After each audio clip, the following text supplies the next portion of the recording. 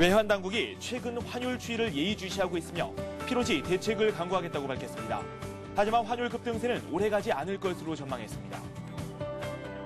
해외 투자를 가장해 기업 자금을 불법 유출하거나 조세피난처에 금융계좌에 비자금을 은닉해 상속을 시도하는 등 해외로 수천여억 원을 탈세하려는 기업들이 무더기로 적발됐습니다. 최근 아파트값이 약세를 보이면서 강남권 재건축 단지의 실거래 가격이 작년 고점 대비 10에서 20%가량 하락한 것으로 조사됐습니다. 거치식과 적립식 펀드 간 위험 등급을 다르게 하는 등 은행, 증권, 보험사 등 판매사별로 금융상품의 위험 등급을 자율적으로 분류할 수 있게 됩니다.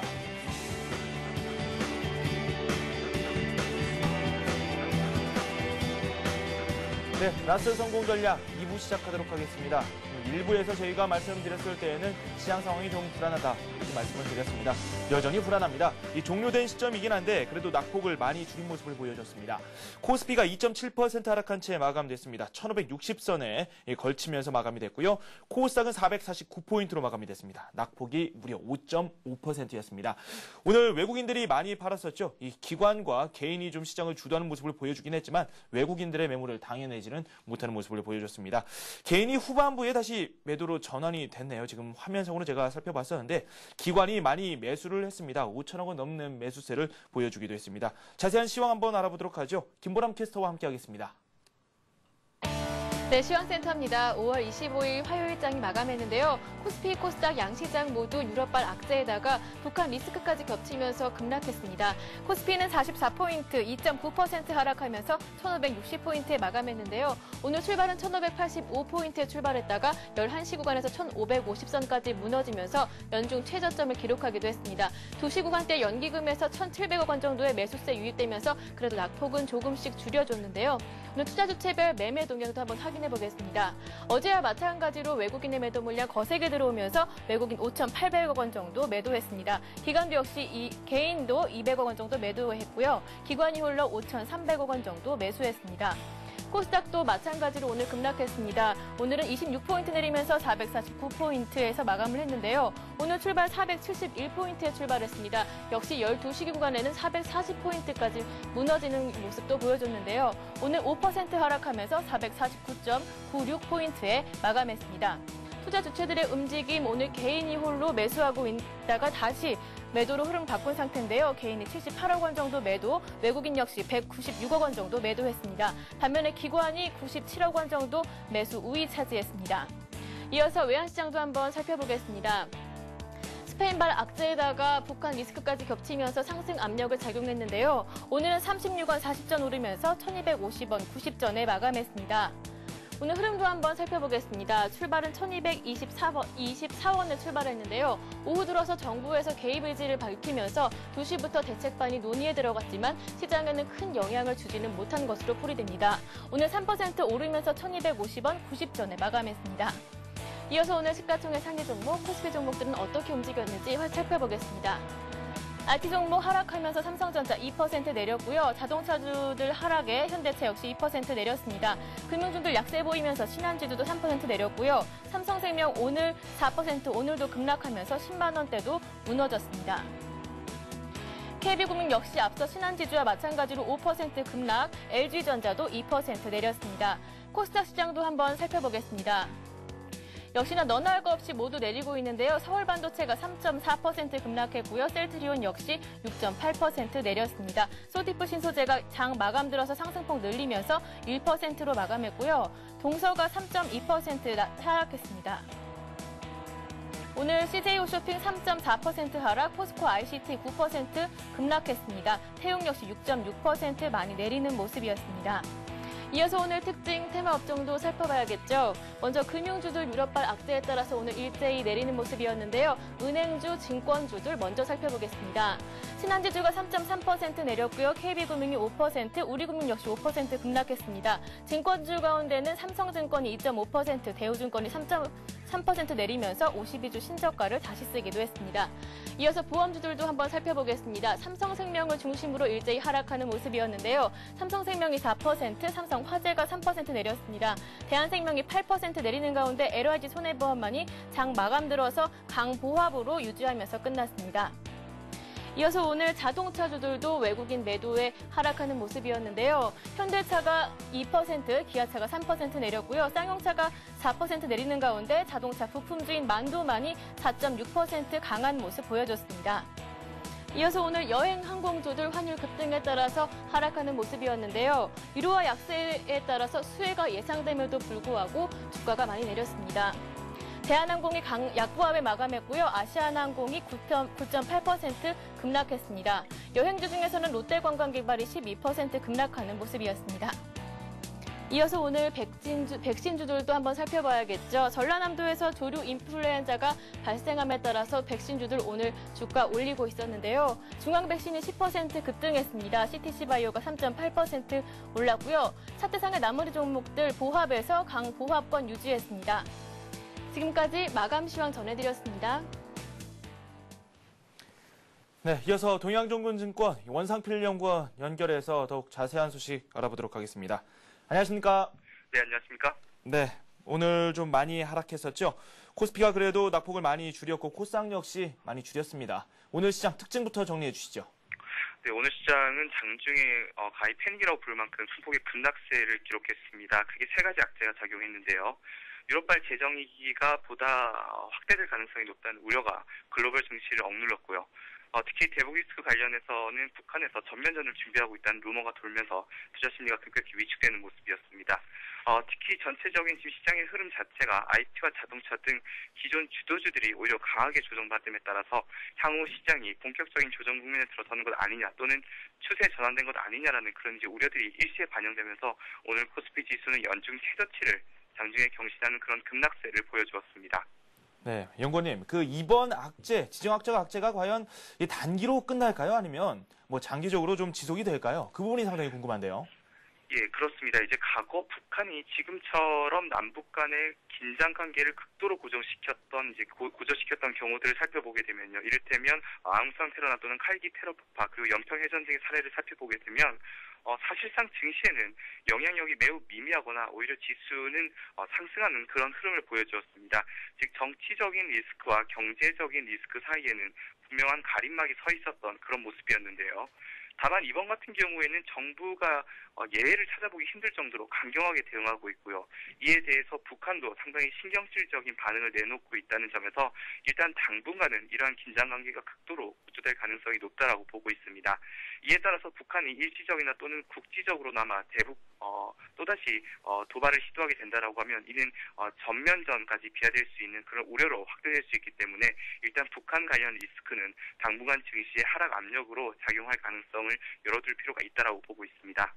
네, 시장을 살펴보면 이 수급 상황에서 이런 현상이 그대로 다 반영이 되고 있죠. 이 외국인들의 매도 계속되고 있고 연기금이 오늘 좀 매수를 하고 있네요. 우리 시장 수급에 대한 말씀도 잠깐 부탁드리죠. 네, 연기금 일단 오늘 또 장중에 5천억 원 자금을 집행하겠다는 그런 루머가 돌기도 했는데요.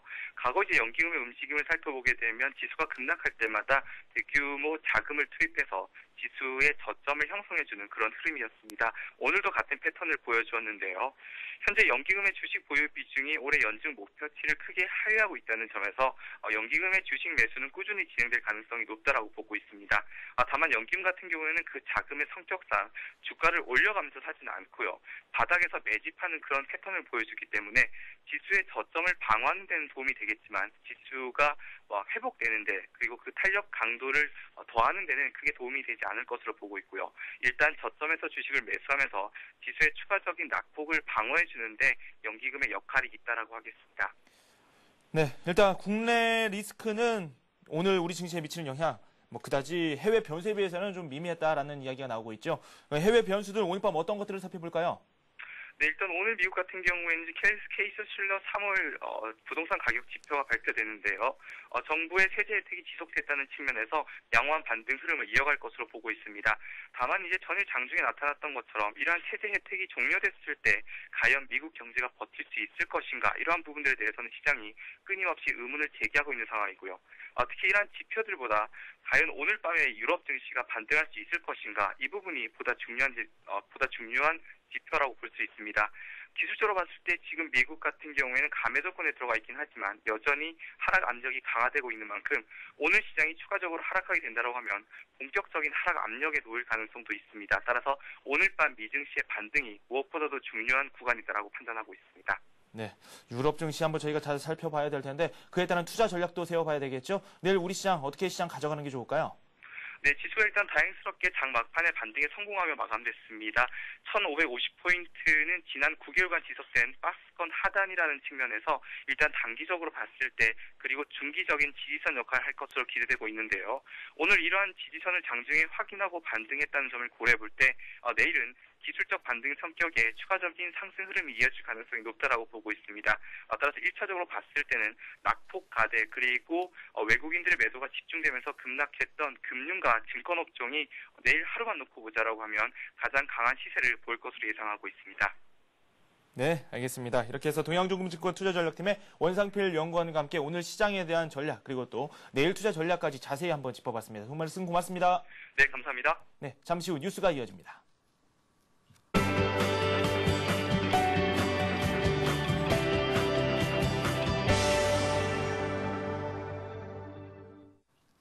이 시각 주요 뉴스입니다. 외환당국은 최근 환율 급등세를 예의주시하고 있으며 필요시 대책을 강구하겠다고 밝혔습니다. 오늘 원달러 환율이 장중 1270원을 돌파하자 한국은행 고위 관계자는 환율 상승폭이 예상보다 상당히 크다며 지켜보고 있으며 필요하면 대책을 강구할 것이라고 말했습니다. 기획재정부 관계자도 환율의 쏠림 현상은 바람직하지 않은 것이라고 말해 시장 개입을 시사했습니다. 한편 한국은행은 오늘 오후 금융시장 불안에 대응하기 위해 통화금융대책반을 가동했습니다. 한은은 재차 금융시장 상황을 점검하고 리스크가 있는지 점검할 것이라고 전했습니다. 해외 펀드 투자를 가장해 기업 자금을 불법 유출하거나 해외 금융계좌에 비자금을 은닉, 탈법 상속을 시도하는 등 해외로 수천억 원을 빼돌려 탈세하려 한 기업과 사주들이 적발됐습니다. 국세청은 해외에 비자금을 조성하거나 기업 자금을 불법 유출한 4개 기업과 사주를 조사해 탈루소득 6,224억 원을 찾아내고 3,392억 원을 과세했다고 밝혔습니다.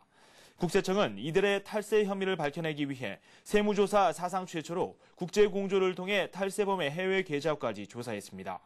국세청은 앞으로도 해외에서 벌어지는 탈세 행위에 대한 조사를 강화할 계획입니다.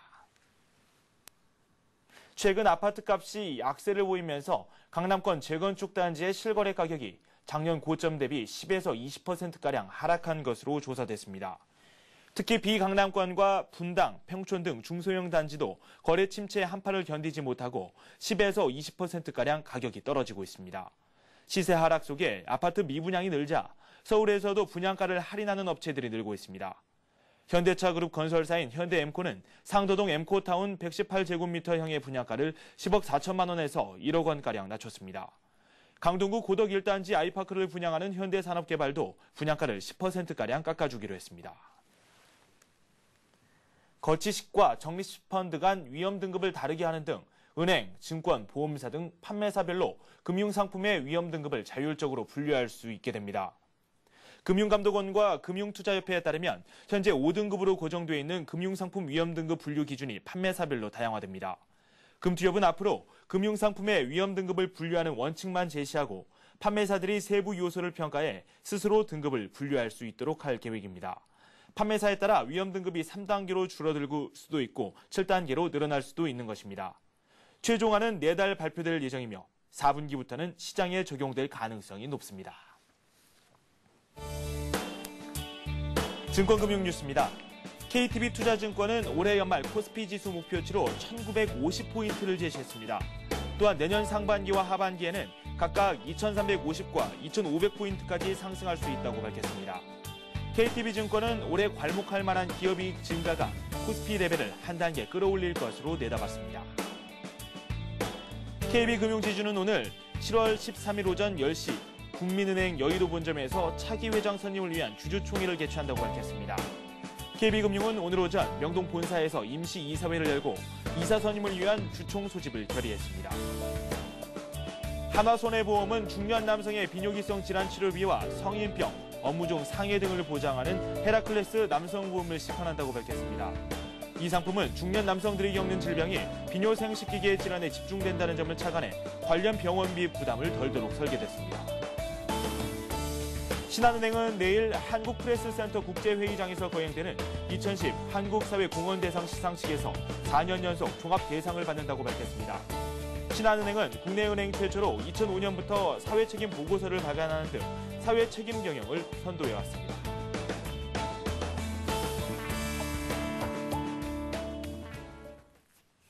네, 오늘 우리 시장 정리를 좀 해보도록 하겠습니다. 이 코스피가 2.7% 내리면서 1,560선에 마감이 됐습니다.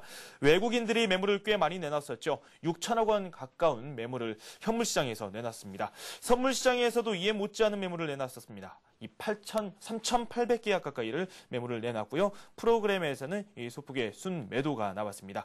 개인이 장중에 매수를 하다가 매도로 전환이 됐고요. 기관이 이 매물을 다 받아내는 모습을 보여줬습니다. 5천억 원 넘는 매물을 다 소화하는 모습을 보여줬습니다.